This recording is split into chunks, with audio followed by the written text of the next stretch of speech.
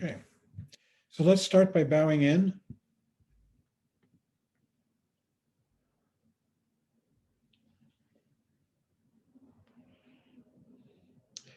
And welcome everyone to the Path of Awakening Buddhist Center, the course on the profound treasury of the ocean of Dharma. Tonight we're going to be discussing chapters 12 and 13. 12 is simply the Sutra of the Recollection of the Noble Three Jewels.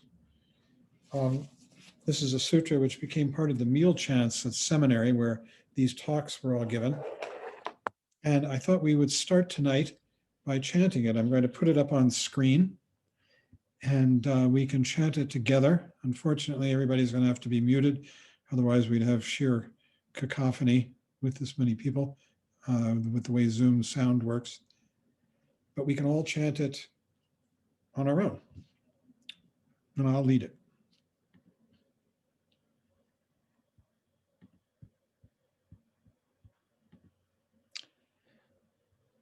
So here it is, the Sutra of the Recollection of the Noble Three Jewels. And we won't chant these headings, the Buddha, the Dharma, and the Sangha, this first one. We'll just chant the text. And so we begin.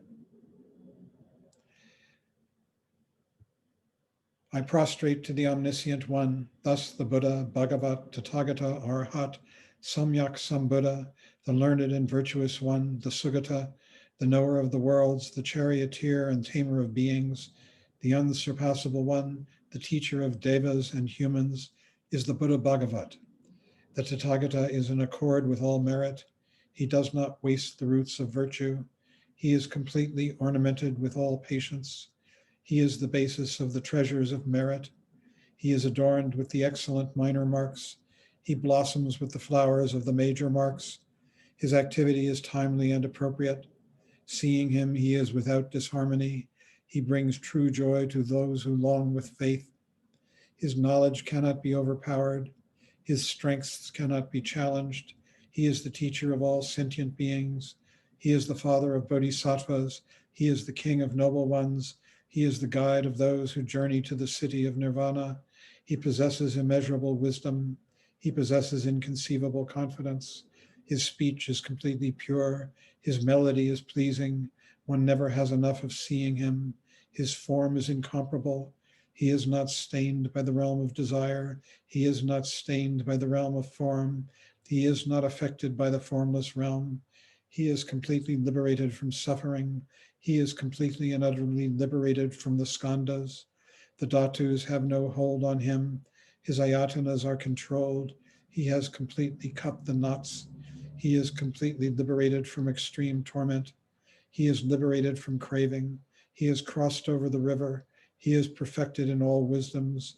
He abides in the wisdom of the Buddha Bhagavats who arise in the past, present, and future. He does not abide in nirvana. He abides in the ultimate perfection. He dwells on the bhumi where he sees all sentient beings. All these are the perfect virtues of the greatness of the Buddha Bhagavat. The holy Dharma is good in the beginning, good in the middle, and good at the end. Its meaning is excellent. Its words are excellent. It is uncorrupted. It is completely perfect and completely pure. It completely purifies. The Bhagavat teaches the Dharma well. It brings complete vision. It is free from sickness. It is always timely. It directs one further. Seeing it fulfills one's purpose. It brings discriminating insight for the wise. The Dharma spoken by the Bhagavat thoroughly teaches training. It is renunciation. It causes one to arrive at perfect enlightenment. It is without contradiction. It is pithy. It is trustworthy and puts an end to the journey. As for the Sangha of the great Jnana, they enter completely, they enter insightfully, they enter straightforwardly, they enter harmoniously. They are worthy of veneration with joined palms. They are worthy of receiving prostration. They are a field of glorious merit. They are completely capable of receiving all gifts. They are an object of generosity. They are always a great object of generosity. This concludes the Noble Sutra of the Recollection of the Noble Three Jewels. There we have it. It's quite beautiful, isn't it?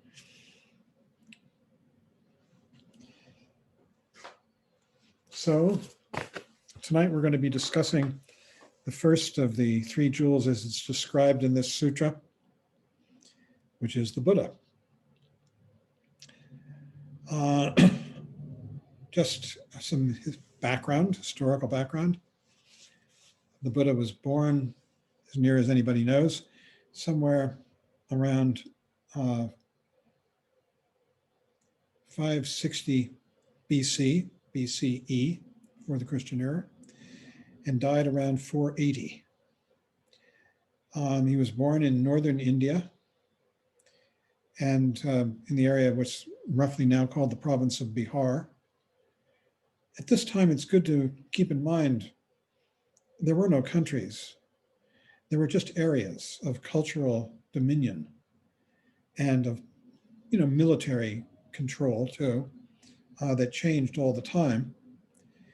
Countries like India, Bhutan, Sikkim, Nepal, all the rest came in with the British in the 19th century when they conquered India and other countries and established the idea of a country with political boundaries and controls. So he was born in this area, what's now northern India. It was called Magadha. And he was born into there were four main castes at that time. They've since proliferated, and there are many, many, many castes. Castes are social divisions. At that time, there were four main castes: the Brahmins, who were the priests, were the highest caste, and then the warriors, the Kshatriya, and that's the caste that the Buddha was born into. And then there were the merchants, and below them were the untouchables, and they were the lowest caste, and all these castes were treated differently. The Buddha was born a prince. His parents were king and queen of the area that he was born into, and he was raised as a prince. When he was born, his father received a prediction from a fortune teller, a soothsayer, that his son, Gautama was his name, would either become a Chakravartin, which means a ruler of the wheel, a world ruler, like a king, or he would become a great religious leader. And his father and mother preferring that the Buddha be a world leader, sounds very Jewish to me, but they wanted him to be, a ruler and have a lot of wealth and not become a religious, which in those days to be religious really meant living the life of an ascetic.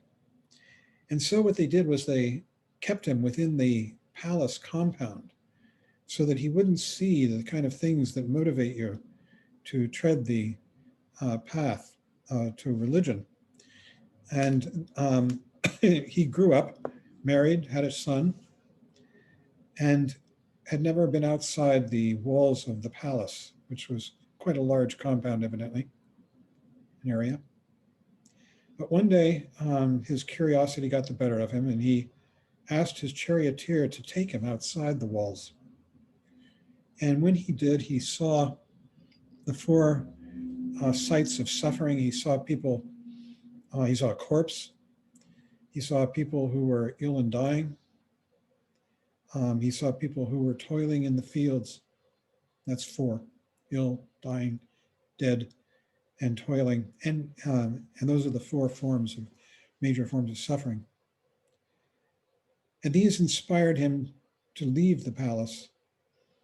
He began to realize that life is not what it was presented to him as being in the palace grounds. And he decided to leave the palace and pursue the religious life. His name is Gautama Shakyamuni. That's the name in which he's usually known. Gautama is his actual name, just as yours might be Karen or Frank or Bob. And Shakyamuni means the Muni is a sage, and Shakya is the clan that he was born into, this warrior clan.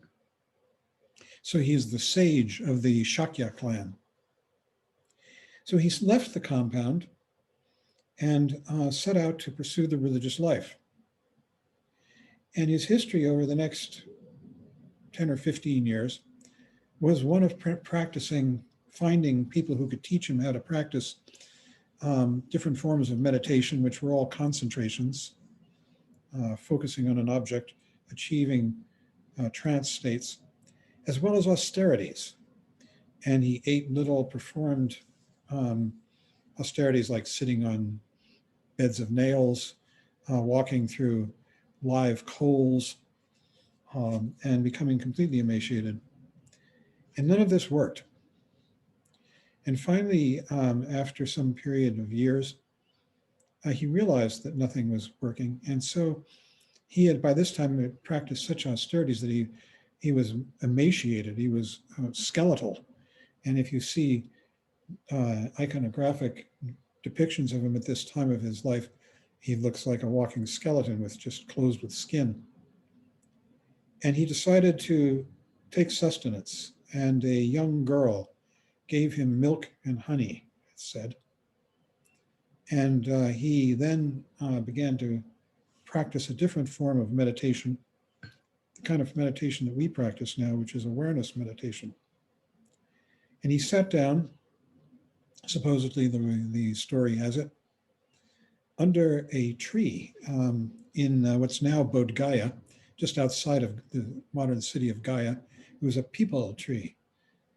And he vowed not to arise until he had solved the problem of life.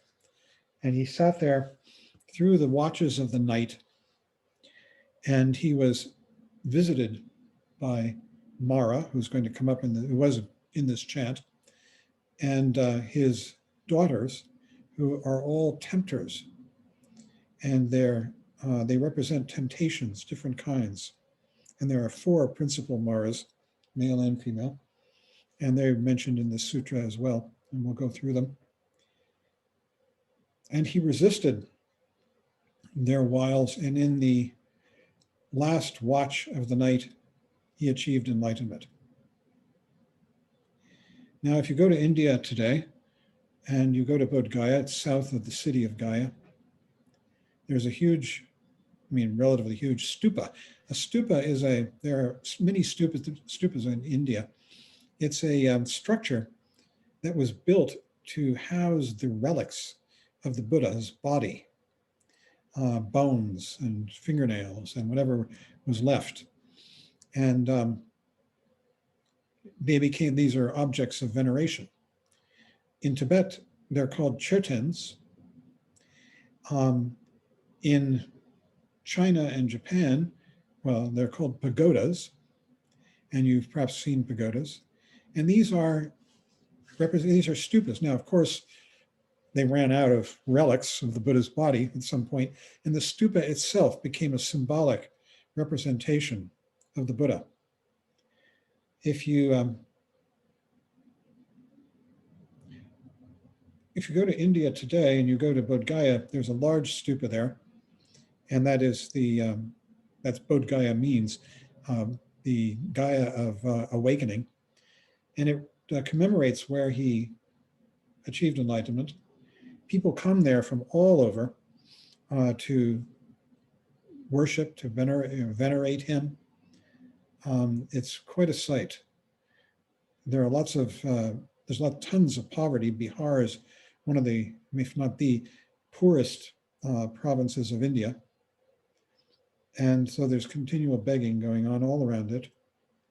And you will see people coming who have been coming for many, many, many miles and prostrating as they come. They prostrate, go down full out, stand up, take a couple of steps, prostrate, and cover tens, if not more, miles in their approach to the stupa. There are other places in India that have become objects of veneration.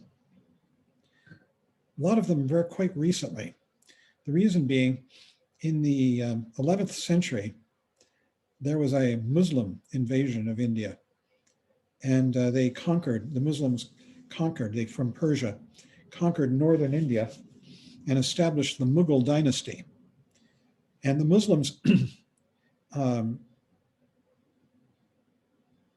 Islam teaches that you have no images, you worship no images. And so all the images of Buddhism were destroyed. More than that, Buddhism at that time, in fact, it's during its whole time in India, was a largely monastic phenomena. It was the people who were Buddhists were monks and nuns. It wasn't a lay phenomena. It wasn't in the villages.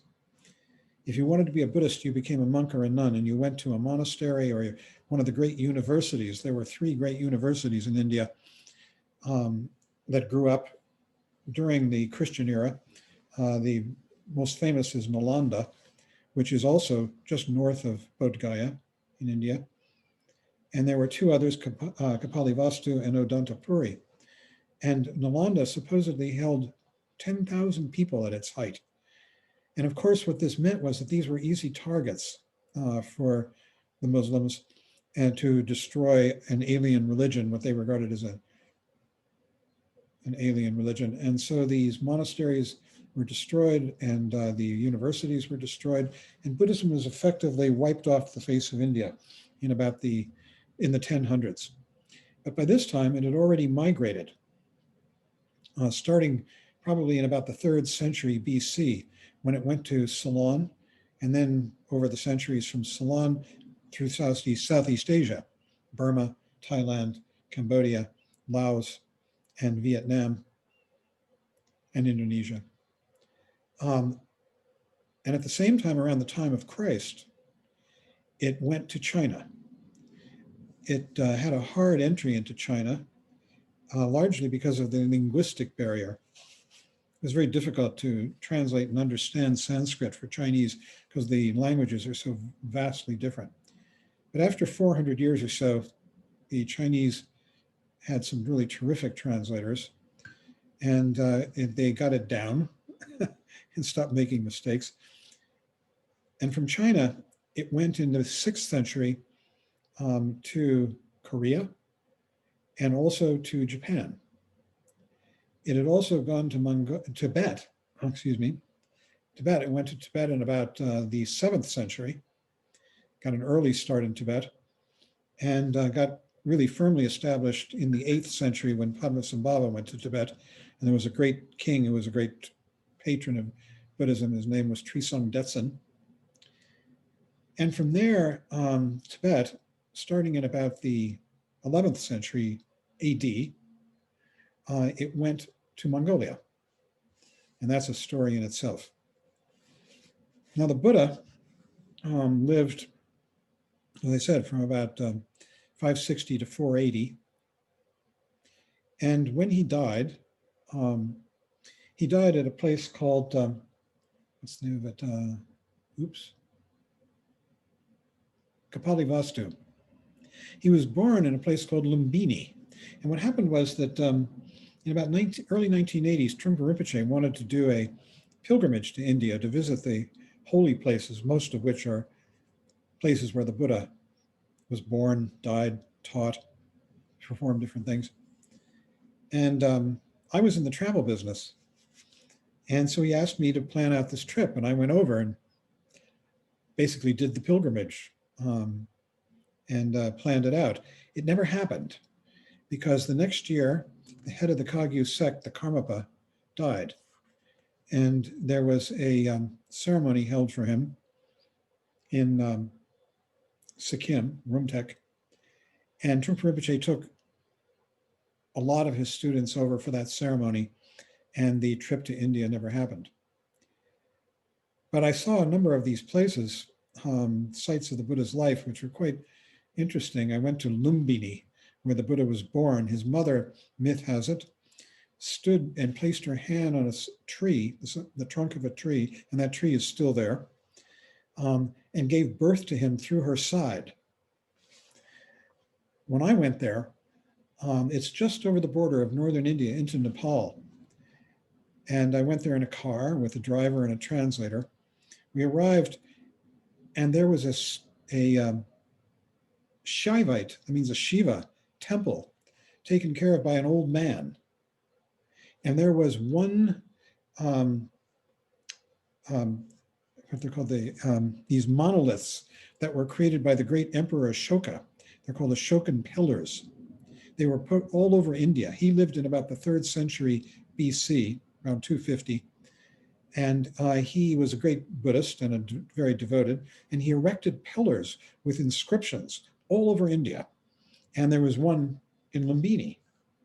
Other than that, it was an empty parking lot, just dirt, with sort of these wires strung with light bulbs hanging, bare light bulbs.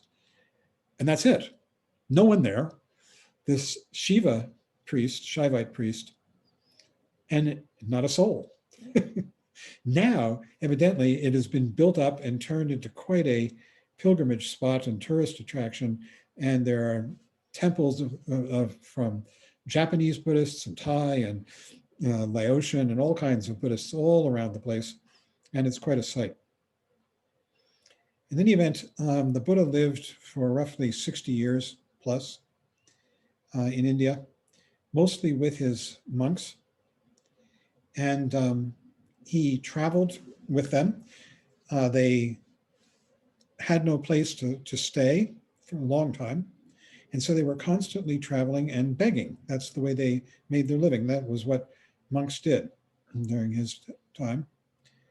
And until a prince, Prince Jeta in northern India, became a follower and became devoted to the Buddha. And he gave the Buddha a place to go during the rainy season with his monks. It's called the Jeta Grove. It's quite beautiful. It's in northern India. I haven't seen it since 1981 when I was there, so it's probably been built up. When I went there, there was a Ceylonese monk living in a shack, and during the dry season, he would supervise the archaeological reconstruction of the Jeta Grove, which is the same kind of reconstruction they did to the great university in Nalanda. What they would do is find the foundations of a building. These buildings were made out of sun-dried brick. And they would dig and they'd find the foundations, and then they would take new sun-dried brick and reconstruct the foundations of the buildings. And so you've got these buildings sitting around with walls about 3 or 4 feet high, because they wouldn't build the whole building. They just wanted you to get the idea of where they were. And the Jeta Grove had, I don't know, a dozen of these buildings. And this monk who spoke no English, this Ceylonese monk, very kindly took me around. And he spoke no English, so what he would do is he would point to a building and he would say, Buddha Koti, meaning the Buddha's house. And another one he would say, Shariputra Koti. And this is going back 2,500 years, 2,600 years. So I felt I had to do something, and I walked into the Buddha's house. You know, it's just a little platform with sun-dried brick walls going up about 3 or 4 feet. And I did a few prostrations. I had to do something. And you can go there today. I'm sure it's been beautifully reconstructed. The Jeta Grove was gorgeous. Palm trees, grass, terrific place. And his monks would stay there during the rainy season. So the Buddha's life is traditionally divided into 3 sections. These are called the 3 turnings of the wheel. And these are the 3 major presentations of the Dharma. I've mentioned this before, but I'll go over it again. The first turning took place just after his enlightenment. He was impressed by what he felt would be his inability to communicate what he had understood. And he was wandering, and he ran into 4 of his fellow practitioners that he had practiced austerities and other practices with. And they took a look at him and they saw that he had gained weight and figured he'd fallen off the path. And then they noticed that there was something unusual about him. And so they asked him for teaching, to give them his understanding. And he sat down with them in a place outside of the modern city, what's now called Varanasi. It used to be called, under the British rule, Benares. And outside of Varanasi, there's an area called Sarnath. Today, there's a huge stupa there. It must be a couple 100 feet high, white dome, to mark the spot. And the Buddha took these four yogis into the forest of Sarnath and gave them the teaching of the Four Noble Truths. And this is called the first turning of the wheel of Dharma. Later, at a place called Kapalivastu, where he eventually died much later. Excuse me, I'm misspeaking myself. Later, at north of what is now Bodh Gaya, where he achieved enlightenment, on a so-called mountain, it's really just a big bump, in an area called Raja Griha, meaning the king's domain. The bump is called the Vulture Peak Mountain. And on top of that, he gave these teachings which are called the second turning of the wheel. And these are the teachings of on Prajna Paramita, the transcendent virtue of transcendent knowledge, which are really the teachings on emptiness, shunyata. And this was the second turning of the wheel. And you can go there today. You can walk up Vulture Peak Mountain. There's just a winding trail, a road that goes up it, and it's lined with people begging. And you get to the top, and there's a little terrace with a wall around it, and you can sit there and chant the Heart Sutra. Now, the third turning took place by various reports in at least two different places. One was in southern India. The Buddha was invited by a king to go to southern India and give teachings. And when he arrived, the king said to him, "Look, I'm not going to become a monk, nor are any of my courtiers going to become monks or nuns. Can you give us a teaching suitable for lay people?" And the teaching he gave them was the first teaching of Tantra. It was the Kala Chakra, or Wheel of Time Tantra. And this is a teaching that you can get today from various teachers. Tantras are very, very, very pithy and difficult to understand statements. They need a competent teacher, really good teacher, to explicate them. And there have been many teachers who have explicated the Tantras over the years. There are many Tantras. This was the first. Another version has it that he went to Shambhala, the mythic kingdom, and gave the teaching of the Kala Chakra there. And if you want to hear more about that, I recommend, if you haven't already, listen to Ian Baker, no relationship, on YouTube, giving a talk on his book, The Heart of the World. And it's really terrific. Great talk, I recommend it. So now we're going to talk about this document, the first part, the section on the Buddha.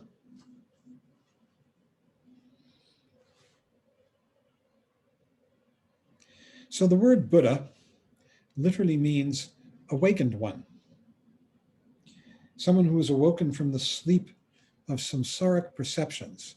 Samsaric perceptions means all the dreams, the thoughts, the emotions that go through our minds, which are always about the past and the future, and always about dissatisfaction.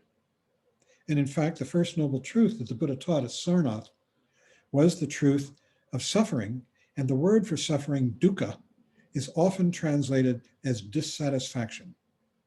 This is the fundamental essence of suffering, wishing things were different, wishing things were otherwise, which takes us out of the present moment and into the past and the future.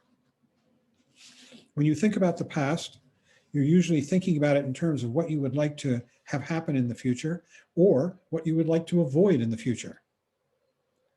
And when you think about the future, it's the same thing.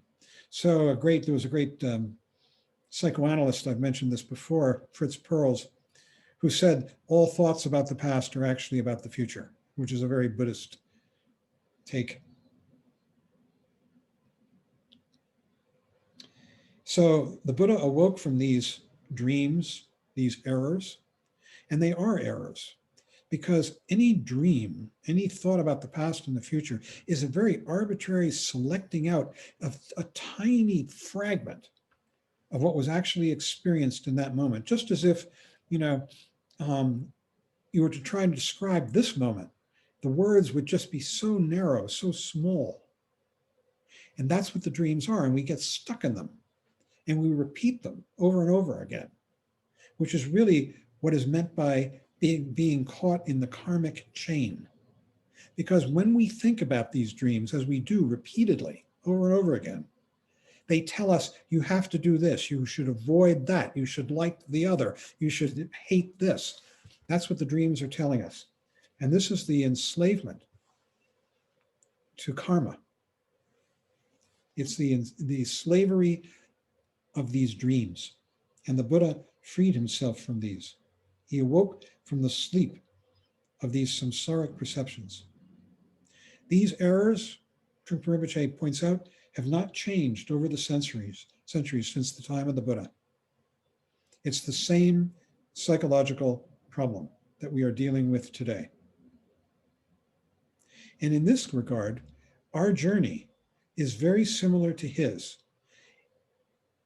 He didn't have somebody who showed him how to do it. They might have given him pointers, nudges in the right direction. And that's what these words are, all the teachings that we get. But we are the ones who have to sit down, examine our experience, and really make the discovery ourselves. It's a very lonely, individual experience. It's ultimately up to each of us alone to tread this path. And this is why the Buddha, while he might be venerated and admired, is not worshipped. He was an ordinary human being, just like us. And he sets the example for someone who used the tools and the tools that he's given us of meditation and all the doctrines and teachings that really elaborate these. And we are the ones who have to sit down and do it. At some point, if you haven't already, and most of the people here haven't, I recommend retreat. Retreat is sort of the ultimate practice in Tibetan Buddhism. And what it amounts to is that you go off alone. Now, before you do that, I want to put some cautionary statements on this. It's best if you talk with someone like me and we work it out, and there are other people around who can do this. And what you want to do first is go off and do a group retreat, because you want to make sure that you are comfortable sitting in meditation for long periods of time. And it's easiest to do this with a group of other people. It's very supportive. We want to avoid having people fail if they go into solitary retreat. And that has happened, where people just can't stand it and they come out. So the best thing is to start with group retreat. But then ultimately, you may do solitary retreat, where you go off in isolation with no entertainment, no books, or you might take one book and the instruction is only read it for like 5-10 minutes in the evening for inspiration. You don't make a project out of it. No writing, no music, and no communication with the outside world. Your cell phone is not part of this. And people have been doing this for hundreds and hundreds of years. And you will work with a meditation instructor, whoever you like, and craft the retreat. It's best to do it in a retreat center. There's one up at Karmi Choling, the retreat center up in Vermont. There are retreat cabins at Shambhala Mountain Center in Colorado. And there are retreat cabins at Dorje Kyungzon, which is a retreat center in southern Colorado. And there are also retreat centers up in Canada and Halifax. And then there are retreat centers in other traditions. These are all, the ones I've just mentioned, are all within the world of Vajradhatu Shambhala Buddhism. And they're quite beautiful and they're protected. So that there are people around who are sort of keeping watch. And if you were to become ill or needed something, you could get help. You don't want to be in strict isolation. But the reason I'm mentioning retreat is that it's kind of the epitome of taking responsibility for yourself, cutting out the entertainments that keep us so distracted and out of our minds, out of our self-awareness. And when you go into retreat, as Trungpa Rinpoche once said, he said, it's an opportunity to meet your mind. Because usually we're so full of distractions, movies, jobs, friends, we don't really meet our minds nakedly, face to face. He also said that when you go into retreat, you just eat, shit, sleep, and meditate. So the general guideline is you're meditating about 8 hours a day or more. That's the minimum. And of course, you take care of yourself, you bathe, in the morning, probably if you're in a retreat cabin, you'll heat up some water and bathe out on the front porch, summer or winter. And you cook your meals, probably on a 2-ring burner or something very simple. You can also do in-house retreats, and they're less lonely, I think, because when you do an in-house retreat, you're surrounded by artifacts, things that remind you of your life. But when you go off into a cabin, there's very little to remind you of your mind and your life. So I recommend it. It's something to aspire to, but you only will do it, even group retreat, in consultation with a meditation instructor. So what he says is the Buddha is what we are. It is in us already. We don't have to imitate. He was an ordinary person, but he was also already a bodhisattva. The reason that he achieved such extraordinary enlightenment was that he had accumulated, this is the traditional explanation, vast good karma from previous lives. And in fact, they say of us, all of us, that we each progress along the path according to our karma and our devotion. There are some people who will take many lives to achieve enlightenment. There are other people who are ready now. They're just born because of their previous existences. These are called instant realizers. It takes almost nothing to trigger them over. And there's everything in between. Nobody knows who and what each one of us is. So you just take your best shot, you practice, you study, and you see what you're doing. One interesting thing that Trungpa Rinpoche said in this that I thought was really beautiful. He said that he was a bodhisattva when he left home. A bodhisattva is a person who has, in the middle stage of the path, which we're going to get to, by the way. The first stage of the path is defined by the refuge vow. And the inspiration for taking the refuge vow is to deal with one's own unhappiness and suffering, and to stop making a mess, to stop making trouble or causing harm to others. This is the primary motivation and qualities of this stage of the path. The middle stage of the path is where one begins to become inspired with the idea and the practice of helping others.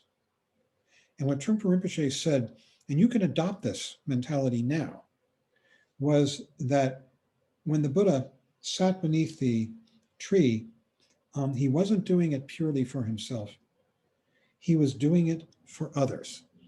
This is called accomplishing the twofold benefit of benefiting oneself and others.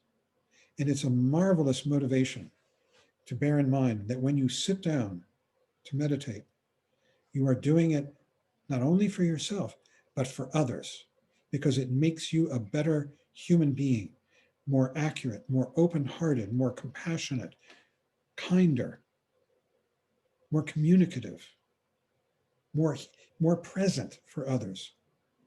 And so this is a terrific motivation to have when you sit down to meditate, that you're meditating not for yourself so much as for the people you love, the people you want to help.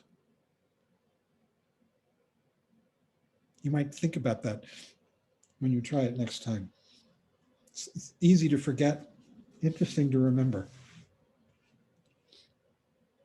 He says, When you study the three jewels, you should try to understand everything, especially the logic behind the logic. And what he means by that is that we're understanding this extraordinary logic of what it means to come present, which is such an odd thing because we already are present. It's just that our minds are in the past and the future. And that logic of beginning to come present has a logic of giving up self-aggrandizement. Self-aggrandizement is always about the past and the future. When we come completely present, there is no self-aggrandizement. In fact, the self itself dissolves. When you're 100% here, aware, there is no thought of I.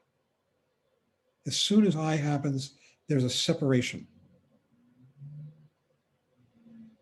So he says, in the meantime, as you work on the path, you could put effort into sitting practice.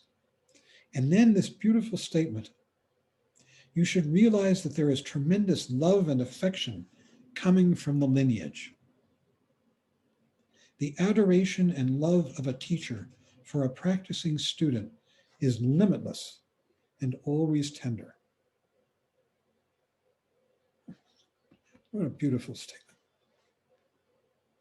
And in the teachings, they say that the greatest gift that each one of us has to give, beyond money, beyond food, beyond protection, is the gift of our practice and our devotion to the present, to life, to being here for everyone, especially the gift of practice, which means all of that. So the term Buddha means awakened one. In the Tibetan, it's Sangye. And Sang means clarified, purified, overcoming heedlessness, stemming from habitual patterns. These habitual patterns, they are the evils. If you read the 100,000 Songs of Milarepa, he's constantly cursing these habitual patterns that take us over, these patterns of our minds. And so what Sang means is the overcoming of I, self. Ye has to do with expansion, blossoming, splendidness, extension. So what this really means is Sang is connected with mindfulness, which is shamatha, which is working like your awareness of the breath, because it brings you back from dreams. That's what Sang is about. Ye is about expansion. It's about vipassana.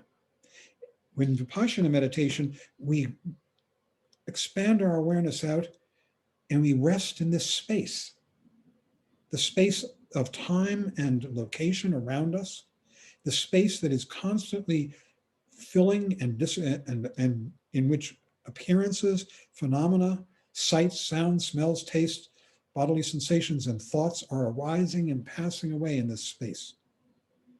And that's what the Gye is about expanding our awareness out into this space.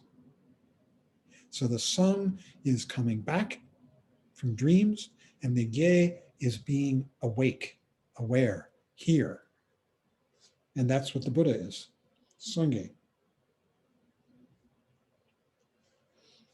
He says, there's all these messages embedded in this. This awakening of Sangye comes automatically from sitting practice, in which you overcome mental events of all kinds, Sang, and experience openness, Gye. It comes from sitting practice. It's like all we have to do is get our butts down on the cushion and sit and do this practice, and it works. The transformation happens in spite of us. We're sitting there thinking, gosh, what am I going to get out of this? I hope I'm going to get enlightened. I hope I'm going to get smarter. I hope I'm going to be sort of noticeably better, maybe happier. Maybe other people would admire me. Meanwhile, as long as you keep doing it, it actually works, and all that stuff goes away, and you come present. He says it's connected with Gye, this opening with the 6 ayatanas ayatanas is pronounced variously. And in it, he talks about how the Buddha is not enslaved to the ayatanas. Now, what the ayatanas are, without going into this in detail, they're really the senses, the 6 senses. The 5 that we normally think of as being senses: eye, ear, nose, tongue, body. And the 6th is mind.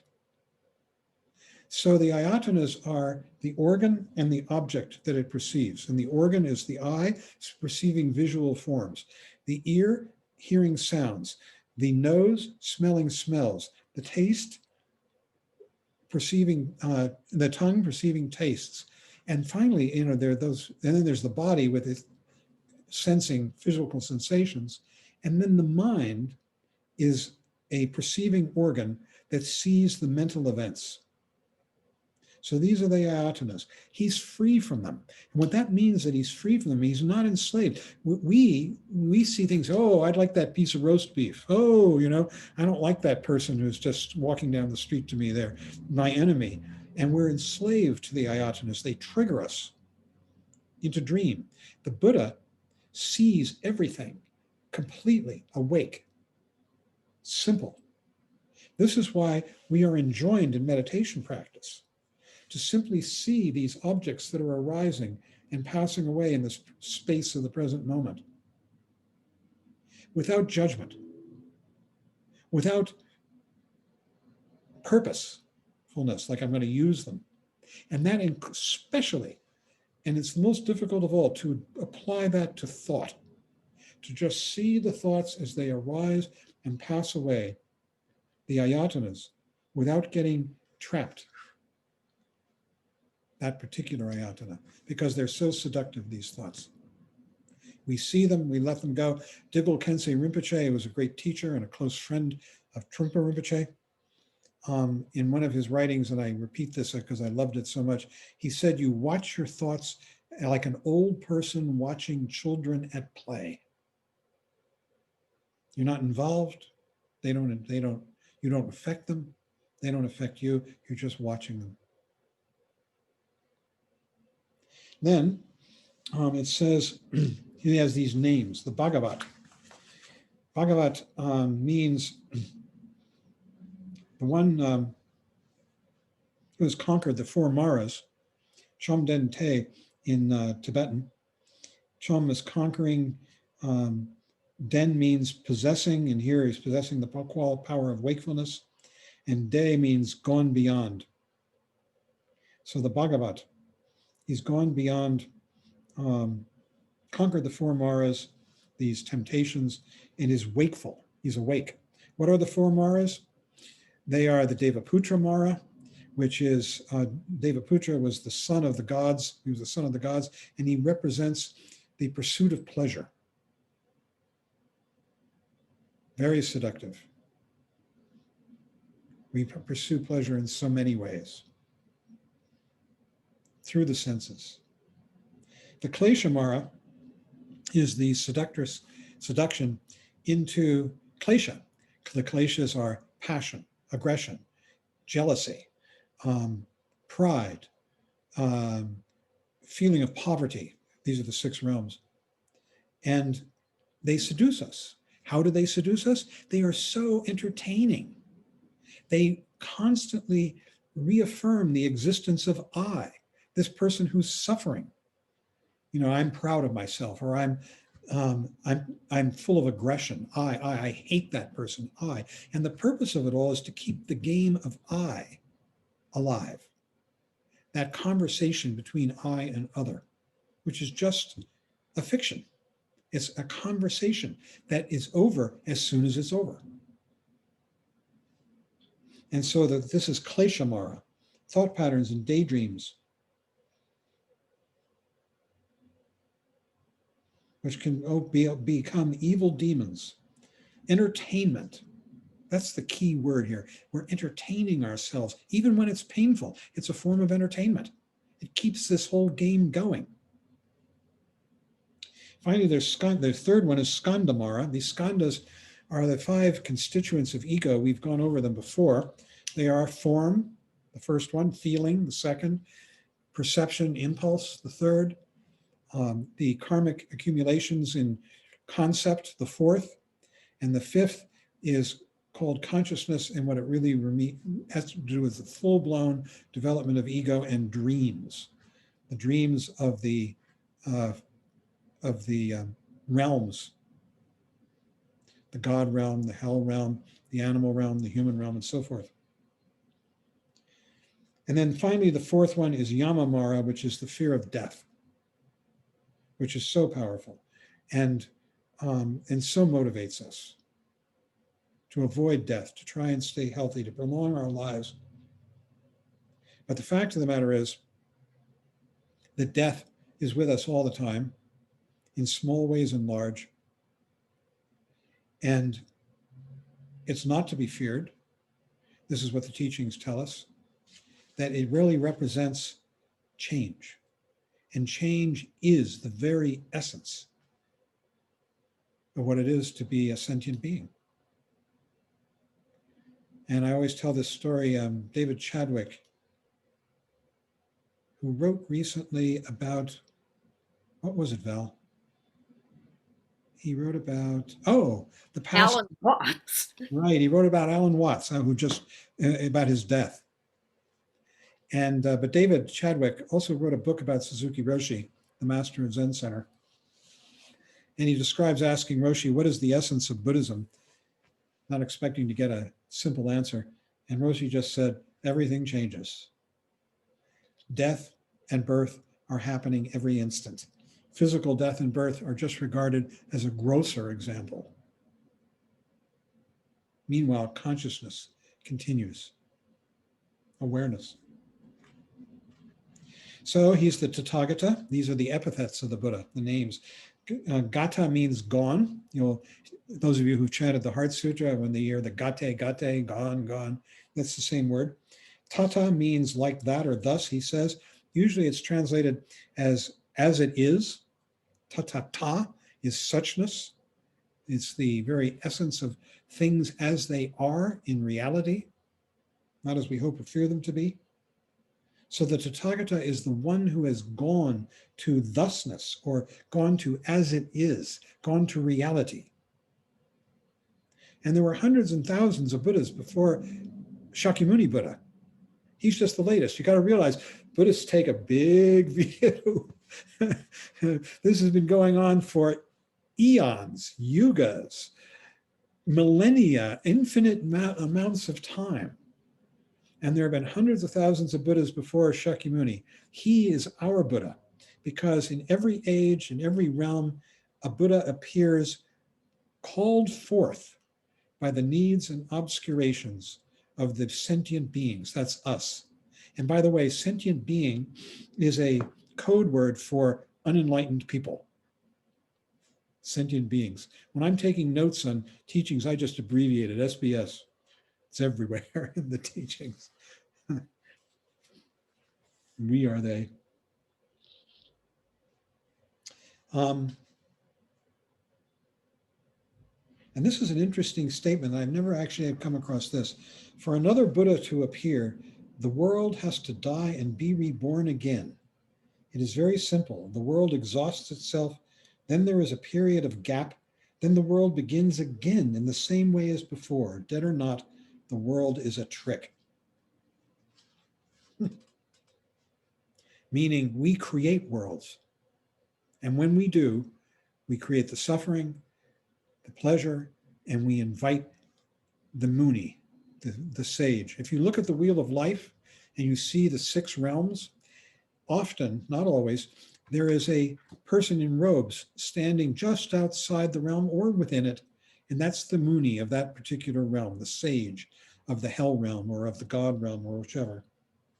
He's called the Arhat. Now, an Arhat has a number of meanings. Here he just talks about the literal translation of the word. It means he who conquers the enemy. But remember, there are the 3 levels of the teachings: the Hinayana, the lesser vehicle, the Mahayana, the greater vehicle, and the Vajrayana. The Arhat is the ultimate accomplishment of the Hinayana stage of the path. And it's accomplished in 4 levels. And the ultimate arhat is the one that's being described here, conquers the enemy, free from credentials, even the credential of enlightenment. And what the arhat accomplishes at the ultimate stage, the 4th level, the 4th level is called, I forget all the names for them. The 3rd one is called a once returner, means he's going to die and be reborn once. And the 4th is called non-returner. That means he or she is not going to come back after they pass. And the main accomplishment of the accomplishments of the arhat are, as I've mentioned earlier, twofold. Conquering one's own suffering and ceasing to be harmful to others. So you are no longer, a pest, no longer harmful to other people, and you're no longer suffering. And then you're a candidate for passing into the 2nd stage of the path of Mahayana. He is the Samyak Sambuddha. Samyak means, and for all this translation that he gave here, Samyak means fully completed. It means pure. The Tibetan is Yang Dakpe. Whenever you see these things, Yang Dakpe, and there are lots of other ones, the Pe means it's an adjectival. So Yang Dak means utterly pure. That's the Samyak. And Sambuddha means the perfect Buddha, the best of all, beyond ego altogether. And ego has 2 levels, the belief in a self and the belief in the existence of external phenomena. And the Samyak Sambuddha has accomplished transcendence of both of those. He or she no longer believes in a self, nor in the existence of others, I, other. And in fact, they've entered into emptiness, shunyata, which is this dynamic realm that we actually live in, where everything is constantly being born and dying in the moment. And that's the emptiness aspect. And the other aspect that's not mentioned here, which will come along, is the luminosity aspect. The fact that while nothing has any true existence, everything is a constant appearing and disappearing, while it appears and disappears, it tells us what it is, with colors, with tastes, with sensations of all kinds, beautifully, luminously. And they call that luminosity, the union of emptiness and luminosity. You can only see the luminosity if you are aware of the emptiness, the fact that I and other don't exist, and see the world in those terms. And the Sambuddha has achieved all of that perfectly.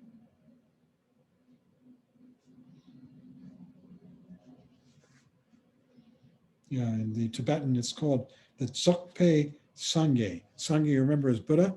Dzog is perfect, and Pe makes it an adjective. So it's the perfect Buddha. Dzogpe Sangye. Dzog is also the adjective that's used in the name of the ultimate stage of the path, the great perfection. And Dzog means perfect. So it's the Dzogpa Chenpo. Chenpo means great, and Dzogpa means perfection. Dzog. Epithets for the Buddha, he's the learned one. This is a very interesting epithet, because what learned means here is he is the possessor, Denpa, of Rigpa. Now, Rigpa is the ultimate understanding. It is non-dual. It is that which perceives emptiness and luminosity. It is perfect awareness.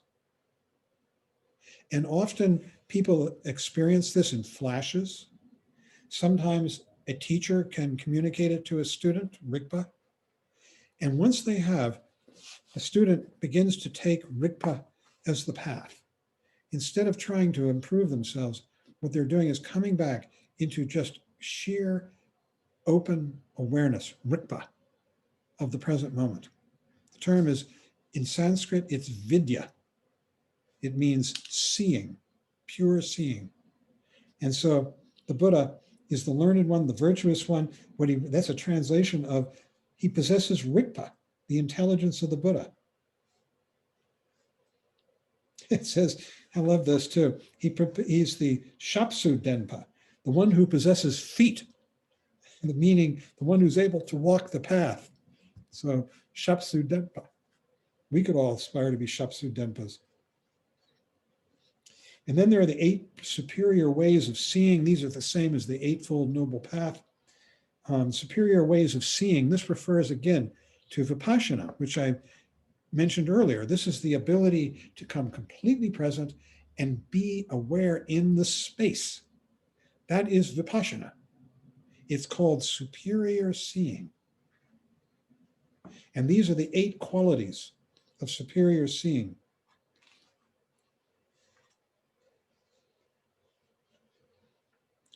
So the first one is the view, that when you are practicing and understanding Vipassana, in Tibetan it's called Hlak Tong, superior view, superior seeing, then you possess the view. The view is a very important word in Buddhism. What it means is the way in which you understand yourself and the world. Now, if you understand if your view is one of ego, I and other, that's the view of samsara. And if your view is the view of emptiness, the absence of I and other, this fluid, dynamic space that we can come back to, that's the view of enlightenment itself. He has complete understanding because he's fully experienced shamatha vipassana. You know, when we do meditate together, all of us, and we go out with the breath, and the breath dissolves, and then we're just here in the space. This is the practice of shamatha vipassana. The shamatha element is the breath. It brings us back from dream, because the breath always happens in the present. The vipassana is when the breath goes out and dissolves, and we dissolve with it, and where there's just this awareness of the present moment. So this is our practice. It's really quite beautiful. You can give up the breath and just rest in awareness too. But it's very helpful to use the breath because when we dream, the breath can bring us back. So he has complete understanding. His speech, his nak, is pure. Everything he says, an enlightened person, is consonant with awakening. And I think, if you're around somebody who's like this, their speech is constantly waking you up. Their very being. And it can be scary too. He represents the end of karma. Yang dak, what is it? Here goes yang dak pelekpa, lekita. Le is the word for karma, and ta is the word for end. So it's the ultimate, the yang dak, the pure end of karma. Karma, you see, only lives in our dreams, in our thoughts. Every time we come present, there's no karma. Karma is contained in, it abides in what's called the 8th consciousness. This is like your unconscious, where, say you met somebody who was angry in the past, and now you meet somebody who reminds you of that person again, and suddenly, you meet this person, you never met them before, but they look like the person who was angry in the past, and suddenly you're frightened. You're anticipating anger. That's karma. That's the play of karma ruling you. It's very simple. And it constantly happens throughout our lives as we get lost in dreams. He possesses pure livelihood. It means he's not harming others or causing harm or chaos to others or himself, but just being. He has right effort, utterly pure effort. And what that means is it's not egotistical effort. It's not the I effort. It's just coming present and resting in there. He has recollection, pure recollection, and that again refers to coming back from dream. Trenpa is the word. Yang Dakpe is always the word for pure. Yang means ultimately, Dak is the word for pure, and Pe is an adjectival. So Yang Dakpe means ultimately pure. And the ultimately pure recollection is the ability to come back perfectly into the present moment, which we all do. It's built into us. And if you think you can't, that's just self-attack. Let it go, because we can, we do all the time. It's unavoidable. It's what we are. And finally, the eighth is meditation. Yang Dakpe Tingzing. Tingzing. Tingzing is a word, the Tibetan word for dhyana in meditation. Completely pure meditation, which is saying the same thing we've just been saying. So this is he says, the basic point of the Buddha actually experienced all 8 ways of seeing. He worked on himself, never relying on others. And this is why we call ourselves non-theists. It has nothing to do with sort of looking down on belief. What it has to do with is giving up an external reference point, like an authority who's going to make it right for us, who's going to judge us and say, now you've done it, now you're not doing it. That all has to go. We are our own authorities. So finally, the last few that he mentions here, he's the Sugata, meaning Gata again, which is gone beyond I and other, to joy. Sugha is bliss. And they say that in the emptiness and the luminosity, when one experiences this, it's joyful. It's full of appreciation of life and of the experience as it's arising in the present moment. And this is why he's the Sugata. And there are many other epithets in the sutra, such as the charioteer who leads you in the direction of enlightenment, the knower of the world, the king of the noble ones. And finally, we've got the qualities of the Buddha. How are we doing? Whoa, it's late. He's in accord with all merit. And the only way, this merit is a kind of richness. And again, it's the richness of the beauty of this world. And the only way to get it is through meditation. He does not waste the roots of virtue because he's in shamatha vipassana all the time. And the roots of virtue are always present, which means appreciating this world properly and relating with it properly. He is completely ornamented with all patience. This again is shamatha vipassana. One never has enough of seeing him. His form is incomparable. And they say that the reason that this takes place is because you begin to associate his form, the form of this person, with awakening, with enlightenment. And so you're drawn to it like a magnet. He is not stained by the realm of desire, by the realm of form, or the formless realms. And these are the 3 realms of samsara. The realm of desire is the realm of the 6 realms, the God realm, the jealous God realm, human, animal, hungry ghost, and hell. And above those are the realms of form and pure form. And these are purely meditation states, concentration states, purely mental. And they're bliss states that you can achieve temporarily, because like anything else that's created, it falls apart, it dies eventually. And so they're regarded as being cul-de-sacs.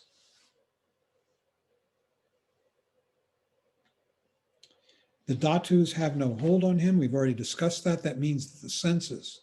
He doesn't get tricked by the senses, by the sense data. He appreciates the sense data, but doesn't get sucked into dream about what to do with it. And he has completely cut the knots. He is free from bondage, liberated from extreme torment, from craving. He does not abide in nirvana, which is kind of a heaven.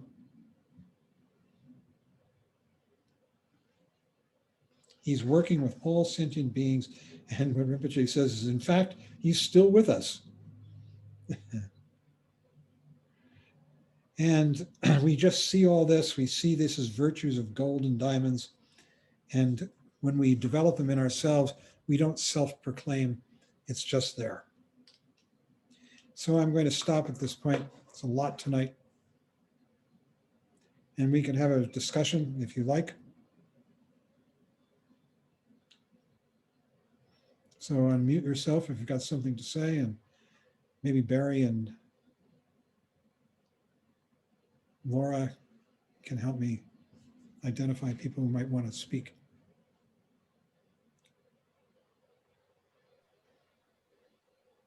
Hey, John.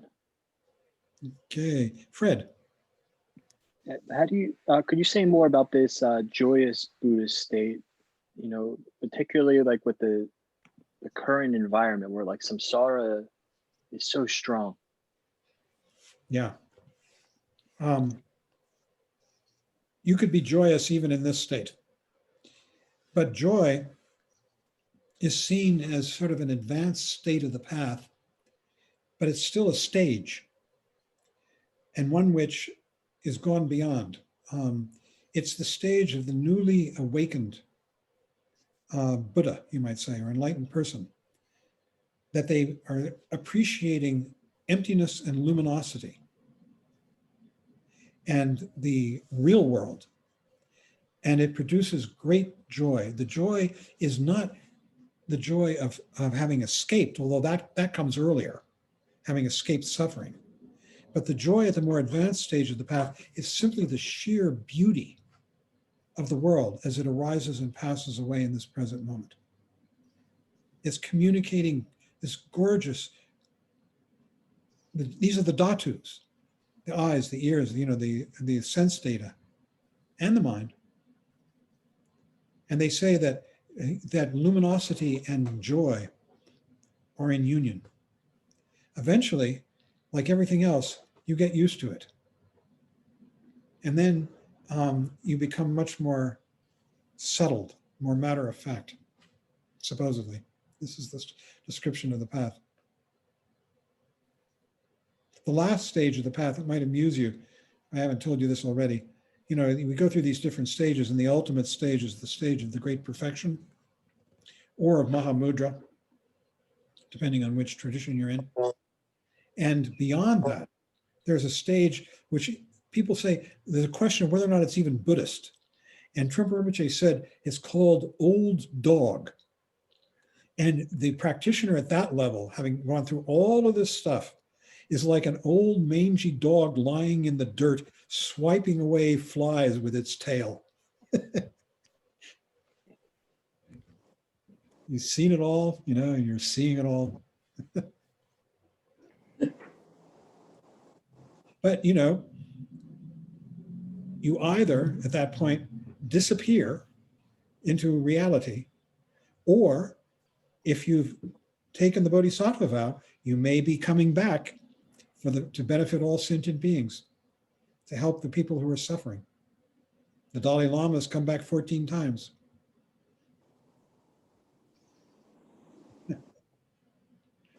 Yes. Hi. Uh, Thank you so much. I find particular hope tonight on that page 106, and you're talking also tonight in enhancing Chogyam Trungpa's words. But this part that says, for another Buddha to appear, the world has to die and be reborn.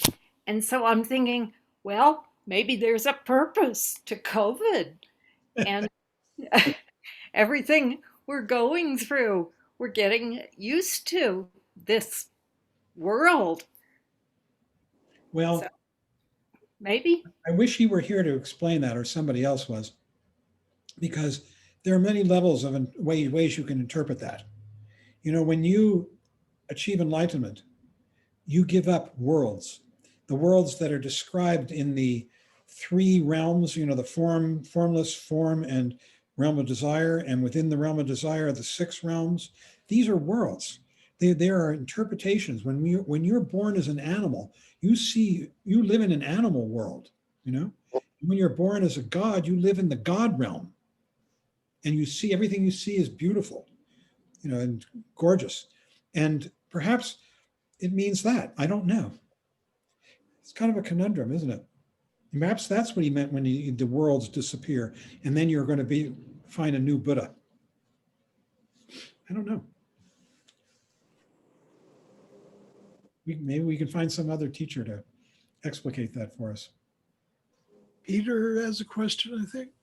Yeah, I need some help and some advice on the appropriate perspective to this material, because it is everything. This is hardly a criticism, but everything that you've spoken about is the penultimate, well, not the penultimate, the ultimate, actually.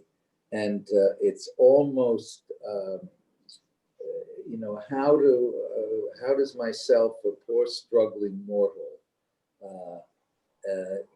can we achieve these states in our lifetime, or do they only stand as examples to emulate, though not necessarily achieve? Am I making myself clear? It's almost intimidating. Yeah. Is what I'm saying. There's only one answer. Yeah. Practice. Okay. Practice. Okay. Practice. Okay. You So know, that's what all yeah. the teachers say. Because when Okay. you practice, you are taking steps to be that. I see. You know, and it's not that it's so glorious, although from our perspective it is, but to simply come present is a great act of generosity on the part of the practitioner and of wisdom. And you heard what he said about teachers love practitioners who devote themselves to practice, because practice is the way it happens. It happens in spite of us, and in spite of those self-doubts that we carry around with us. I could never do that. I'm just this crummy little mortal, you know. It happens in spite of that. I see. And in this way, whatever happens from what you've said tonight, I'll be able to recognize what it is. You bet. And not only that, this is a gift. This is the gift of devotion. Devotion means putting yourself in position. And the way in which you put yourself in position is to sit down on the cushion or the chair and meditate. And then something can happen. And it's not going to be you, me. Right. Okay. Oh, yes. That's very moving. And when it is me, and then there will be the part of you that says, oh, look what I just saw. And then you've lost it. And you have to get through that over and over again.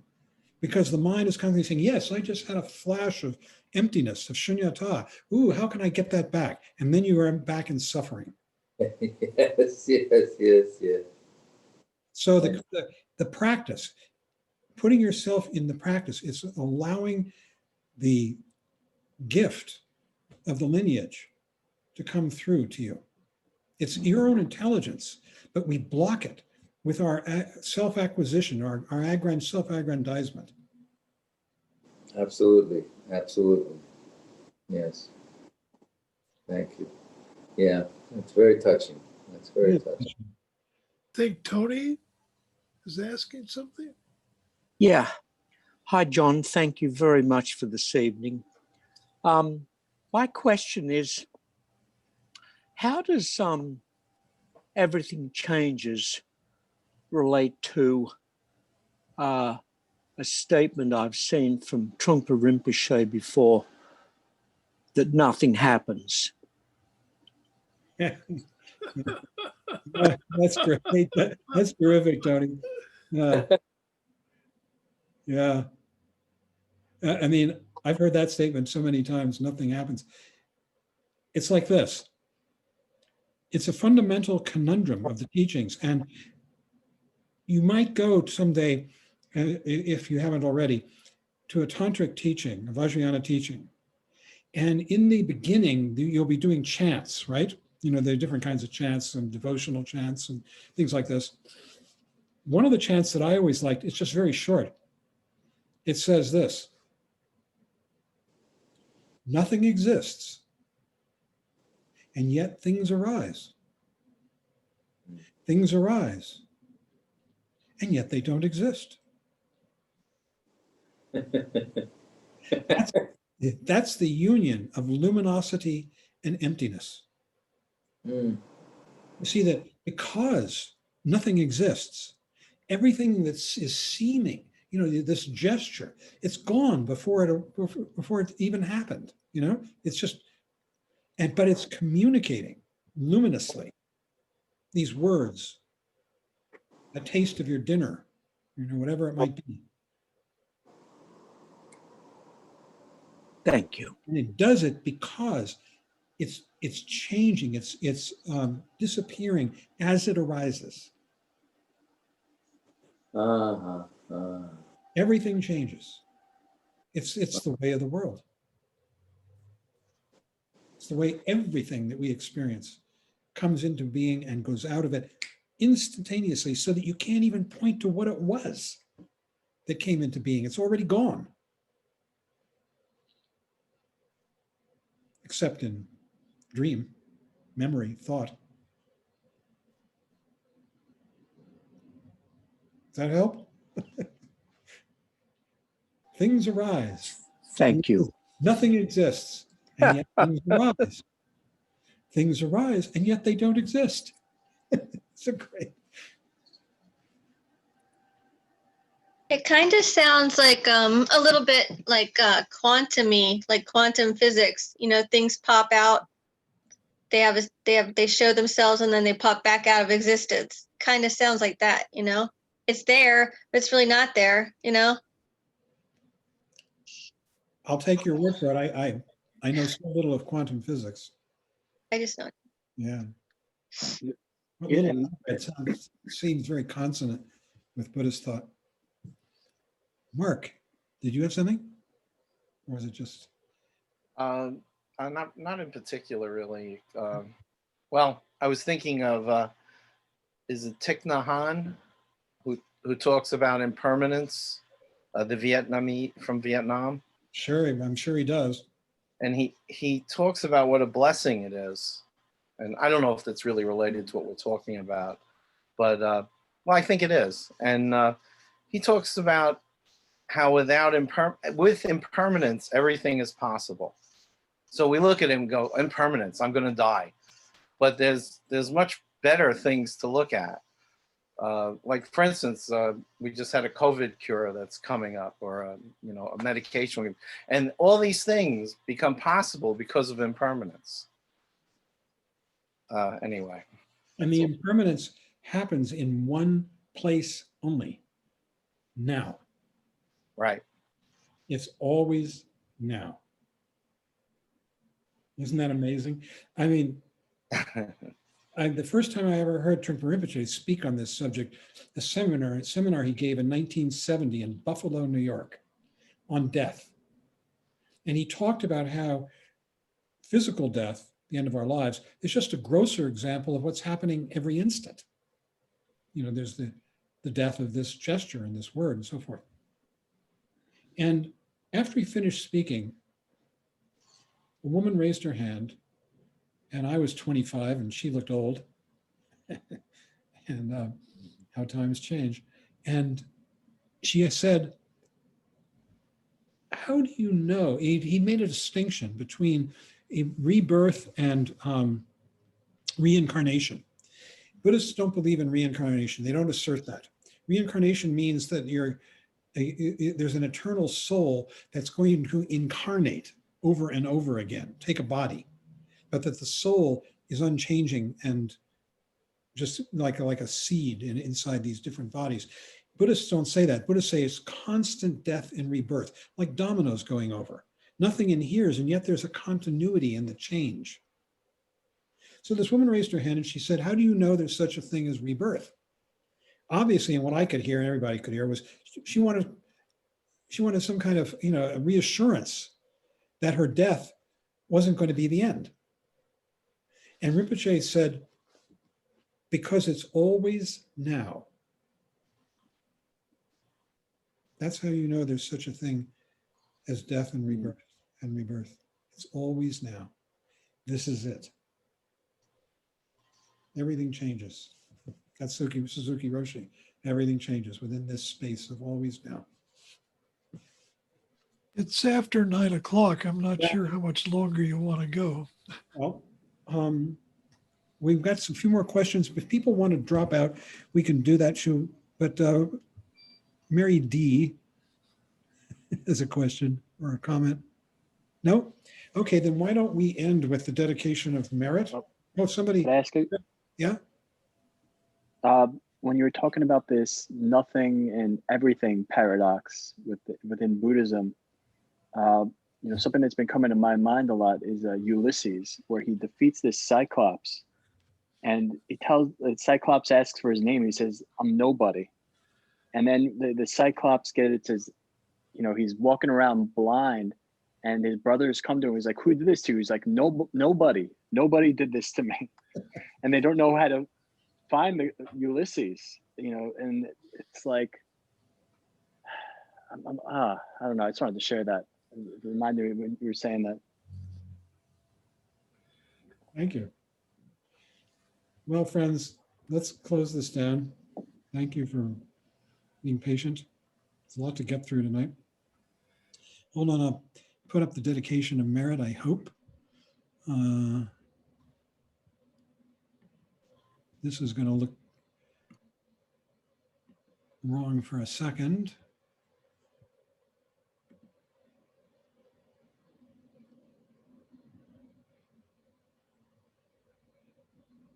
Up. I think we're gonna have to do the dedication. I don't have it here. By memory, those of you who know it, we'll just go and we'll say it.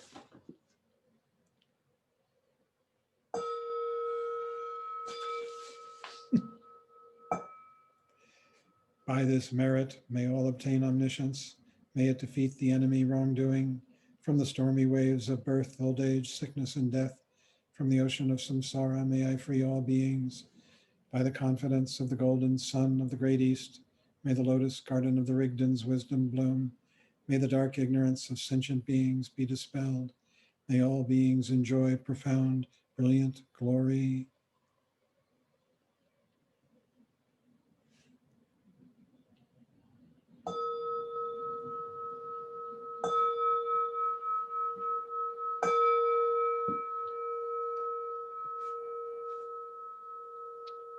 Thanks. Thank you. Thank you, John, for your generosity. Thank you. Thanks, everybody. Thank you. Bye, everyone. Thank you, everyone. Thank you. Night. Bye. Bye. Hasta mañana. Yeah. Buonanotte. Hi, Becca. Nice to see you. Well, for a moment. Hi, Roberta. Was there something, a communication earlier today? Or did I misunderstand something? Did you Not send from it? me. Not from you? No. Okay. Okay. And we're going to be able to see Night of the Iguana? Eventually, yes, it will be finished in the next 2 weeks, and then I'll let you know where it will be streamed. Wow. It will have to. It's been done for the Actors Fund, which needs a little help, to put it mildly. So there'll be a contribution that will be required. Is that the film, Roberta, or a new? No, it's a stream. It was done on Zoom and this amazing thing called StreamYard, and it's not an adaptation. It's a production that was done by a small company specifically to be streamed, and we did it on Zoom and StreamYard. Peter, that's all I can tell you. Technically, for me, it was like